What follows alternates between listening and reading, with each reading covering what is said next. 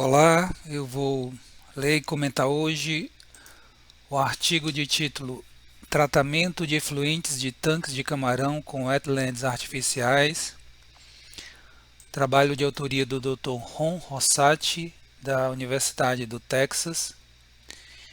Esse artigo ele foi publicado no ano de 2000 na GSA Global Seafood Advocate. Vamos dar uma olhada no sumário do artigo. Após a introdução, falar sobre as características técnicas do wetland que foi construído no trabalho no Texas, o manejo dos viveiros de camarão, resultados, recomendações, conclusões e considerações finais. Vamos para a introdução do trabalho. A sustentabilidade da carcinicultura marinha depende da capacidade dos produtores de prevenir doenças e de manejar adequadamente os efluentes dos tanques. A liberação de efluentes de tanques de camarão não tratados ou insuficientemente tratados nos corpos receptores, além de pôr em risco o equilíbrio ecológico natural e contaminar a água, dissemina bactérias e vírus que podem causar doenças. Uma das tecnologias disponíveis atualmente para tratar efluentes de tanques de camarão é a construção de um wetland, que é um alagado, com macrófitas aquáticas. Esse artigo apresenta os resultados de um projeto de pesquisa que foi desenvolvido no Texas, no qual foi construído um wetland para tratar os efluentes de 4 viveiros de camarão marinho, cada um com 2 hectares de área. Vamos para o ponto 2, que fala sobre características técnicas do wetland construído. O wetland foi construído com uma área total de 8 hectares e a capacidade máxima de armazenamento de 40 mil metros cúbicos de água. Com isso, o wetland poderia receber toda a água drenada do esvaziamento completo de um dos viveiros. O wetland construído era raso, com a profundidade máxima de apenas 50 centímetros. O piso do wetland foi nivelado, isto é, não havia nenhuma inclinação. Os efluentes dos viveiros de camarão entravam no wetland por gravidade e saíam por bombeamento. Para isso foi instalada uma bomba de 20 HP, 20 cavalos, que movimentava 6.800 litros de água por minuto. Dessa forma era possível renovar completamente a água armazenada no wetland em apenas 4 dias. As espécies de macrófita aquática utilizadas para compor o wetland foram selecionadas a partir de 3 critérios. Primeiro, tolerância a uma ampla faixa de salinidade da água. 2, tolerância à queda na temperatura. E 3, capacidade de se propagar facilmente e de modo espontâneo. Com base nesses critérios, as macrófitas aquáticas candidatas a compor o wetland foram as seguintes: taboá, junco, cereíba, capim-marinho, diferentes ciperáceas, rúpia, chara e diferentes ninfáceas. Nós temos aí uma figura, a figura 1. Ela traz imagens de algumas macrófitas aquáticas que foram utilizadas no projeto de pesquisa do Texas. Elas foram semeadas no wetland construído. A taboá, a Typha latifolia, a cereíba, a Vicenia germinans, a rúpia marítima, diferentes espécies de ninfáceas, por exemplo, a ninfácea odorata, capim-marinho Spartina alterniflora, o junco é fusus, a chara, diferentes espécies chara, e ciperáceas, essa última imagem no canto inferior direito. Vamos agora falar sobre o manejo dos viveiros de camarão. Em cada viveiro foram instalados 14 aeradores de pás de 2 HP, com isso a carga de aeração dos viveiros foi de 14 HP por hectare. A densidade de estocagem empregada foi de 40 camarões por metro quadrado. Antes de entrar no wetland, os efluentes dos viveiros passavam por uma bacia de sedimentação. Portanto, o wetland recebia os efluentes da bacia de sedimentação e não os efluentes liberados diretamente dos viveiros de camarão. Durante o ciclo de produção, a água tratada no wetland voltava para os viveiros de camarão, era, portanto, reutilizada após o tratamento. Ao final do ciclo, os viveiros foram completamente esvaziados e seus efluentes, após tratamento no wetland, foram descartados com segurança na natureza. Indicadores de qualidade de água foram monitorados ao longo de todo o ciclo, que durou entre 135 e 140 dias. Temos aqui mais uma figura, a figura 2. Essa figura, ela nos apresenta o layout do sistema de tratamento do projeto de pesquisa realizado no Texas. Vejam, temos aí os 4 viveiros de produção, os viveiros de criação de camarão, cada um com 2 hectares. Os efluentes desses viveiros, eles eram recebidos numa bacia de sedimentação, isso por gravidade. Os sólidos suspensos eram removidos da bacia de sedimentação e, após esse tratamento físico, a água saía da bacia e chegava no wetland também por gravidade para o tratamento biológico, com a remoção de compostos dissolvidos, compostos nitrogenados e fosfatados. A partir daí, a água era bombeada de volta para os viveiros de camarão já tratada. Foi feito o monitoramento das concentrações de sólidos suspensos totais e sólidos suspensos inorgânicos, matéria inorgânica suspensa na água. A água de abastecimento, a água da fonte da fazenda, ela tinha uma concentração de sólidos suspensos inorgânicos maior que 25 mg por litro. A água drenada dos viveiros tinha uma concentração de sólidos suspensos inorgânicos em torno de 150 mg por litro. Como era de se esperar, um aumento muito grande, né?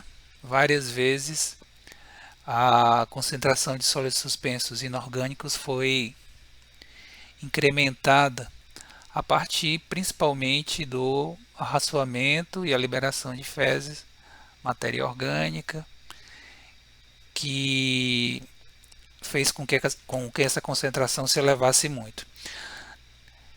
Entrava no sistema de tratamento dos efluentes, que era composto por 2 unidades, a bacia de sedimentação, tratamento físico, e o wetland, o alagado com macrófitas aquáticas, para o tratamento biológico, de tal forma que na saída do sistema de tratamento, ou seja, após a passagem pelo wetland, essa concentração de sólidos suspensos inorgânicos era de 25 mg por litro. A partir daí, durante o ciclo de produção do camarão, essa água era reutilizada, ela era bombeada e retornava para reabastecer os viveiros de camarão, e ao final essa água foi descartada com segurança na natureza. Chama a atenção aqui que houve um impacto ambiental positivo a partir do tratamento da água na bacia e no wetland, porque você tinha uma água de fonte com mais de 25 mg de sólidos suspensos inorgânicos por litro, e você tinha uma água tratada após a passagem pela bacia e pelo wetland com 25, ou seja, houve uma redução na concentração de sólidos suspensos da água. A água que foi devolvida para a natureza apresentava uma melhor qualidade da água que a fazenda recebia da natureza. É o que a gente chama de um impacto ambiental positivo. Vamos agora dar uma olhada nos resultados desse trabalho. A gente já começou a falar aqui sobre os resultados. A produção de camarão foi considerada satisfatória, tendo-se produzido 19 toneladas de camarão nos 4 viveiros. Isso correspondeu a uma produtividade de 2.375 kg de camarão por hectare, isto é, apenas um pouco abaixo da produtividade média mundial da carcinicultura, que é 2.500 kg de camarão por hectare. O ganho em peso do camarão, o ganho em peso semanal foi 1,7 gramas, muito bom, mas o FCA deixou a desejar, foi 4:1. Os animais se mantiveram saudáveis ao longo de todo o ciclo de produção. As concentrações de sólidos suspensos totais e sólidos suspensos inorgânicos dos efluentes dos viveiros de camarão, elas foram rapidamente reduzidas após a passagem pela bacia de sedimentação e pelo wetland. A concentração de sólidos suspensos inorgânicos, como nós estávamos falando, foi reduzida de 150 mg por litro na entrada do sistema de tratamento, ou seja, bacia de sedimentação mais wetland, para 25 na saída. Isso representa uma redução de mais de 80% nas concentrações de sólidos suspensos. Aliás, as concentrações de sólidos suspensos totais e inorgânicos na saída do sistema de tratamento eram menores que as respectivas concentrações de sólidos suspensos da água de abastecimento. Portanto, a água que a fazenda de camarão devolvia para a natureza era de melhor qualidade que a água que a fazenda recebia, captava da natureza, isto é, a água de abastecimento dos viveiros de camarão, a água da fonte. Esse é um bom exemplo de impacto ambiental positivo. Vamos agora para as recomendações desse trabalho. O Dr. Ron Rossati e sua equipe, após a realização do trabalho, eles foram capazes, de apresentar as seguintes recomendações. Primeiro, durante o período de crescimento das macrófitas aquáticas no wetland, não há a necessidade de se manter uma lâmina de água alta no wetland. Bastam 5 centímetros de água ou até menos, já é suficiente para você ter um bom desenvolvimento e crescimento desses vegetais aquáticos. Segunda recomendação, serão necessários pelo menos 2 anos para o estabelecimento completo das macrófitas no wetland. E a terceira recomendação, evitar que o wetland seque completamente, assim como que ele receba muita água. No segundo caso, haveria a submersão total de algumas espécies de macrófitas aquáticas enraizadas que acabariam morrendo. Vamos para as conclusões do trabalho. As conclusões são as seguintes. Primeira conclusão, wetlands construídos podem remover de forma rápida e eficiente sólidos suspensos de efluentes de viveiros de camarão. 2. A área da fazenda dedicada ao tratamento dos efluentes dos viveiros com wetland deve corresponder a 1/6 da área de produção, ou seja, entre 15% a 20% da área de produção. No caso do trabalho realizado no Texas, bastaria eles terem construído um wetland de 1,5 hectare, 1,5 hectare de área, e não um hectare de 8 hectares. E não o wetland de 8 hectares que foi efetivamente construído. Portanto, eles fizeram um superdimensionamento, eles construíram um wetland bem maior do que o necessário. Construíram um wetland com a área que correspondia a 100% da área de produção, quando bastava um com a área entre 15% a 20% da área. Terceira conclusão. A construção de wetlands rasos com profundidade máxima de 50 centímetros facilita o crescimento das macrófitas aquáticas enraizadas. 4. Durante a construção do wetland é importante preservar o solo da área construída para não perder os seus nutrientes, ou seja, que esses nutrientes possam ser utilizados para o crescimento das macrófitas. E a última conclusão, a limpeza da área na qual será construído o wetland com remoção das espécies vegetais terrestres que lá estejam presentes. Essa limpeza é necessária para evitar concentrações elevadas de matéria orgânica em decomposição na água. Vamos para as considerações finais deste artigo. Vamos ver. Levando em conta que o wetland deve ser raso, a construção do wetland poderá demandar uma grande área da fazenda. A gente viu que eles concluíram que a área dedicada ao wetland, do wetland, deve corresponder a entre 15% a 20% da área total de produção, ou 1/6. Será necessária a aquisição de uma bomba d'água de grande potência, com muitos cavalos, para movimentar e recircular a água tratada no wetland. As espécies de macrófitas aquáticas utilizadas no wetland devem ser nativas da região da fazenda e devem suportar as características dos efluentes dos viveiros de camarão, particularmente quanto à salinidade da água. É interessante ter um mix variado de espécies de macrófitas aquáticas compondo o wetland, com diferentes espécies de macrófitas flutuantes e enraizadas.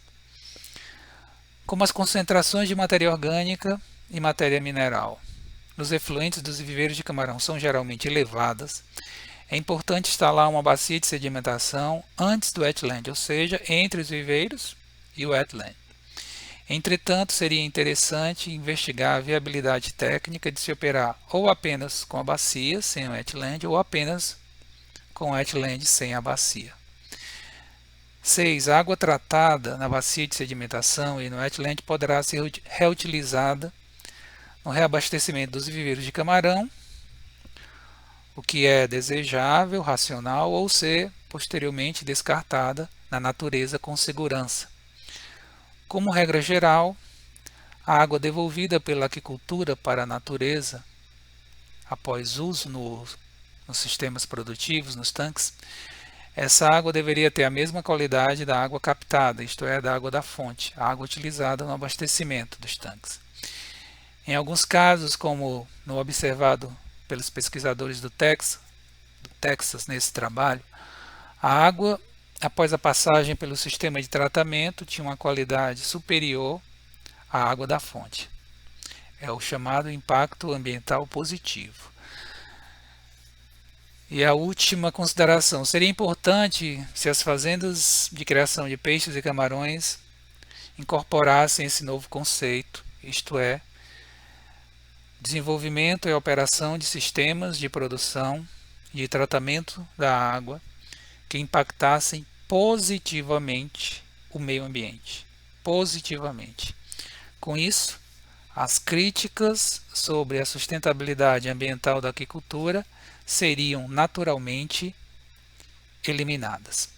Bom, é isso. Vou ficando por aqui. Agradeço a todos a audiência. Desejo paz e saúde. Até uma próxima oportunidade. Um abraço.